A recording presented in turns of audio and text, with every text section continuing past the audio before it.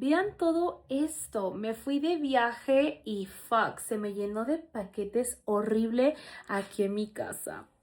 No sé ni por dónde comenzar. Voy a comenzar con este rosita porque combina con mi outfit. Compré mi set de labiales de mi colaboración de Beauty Creation que salió hace como 3 años.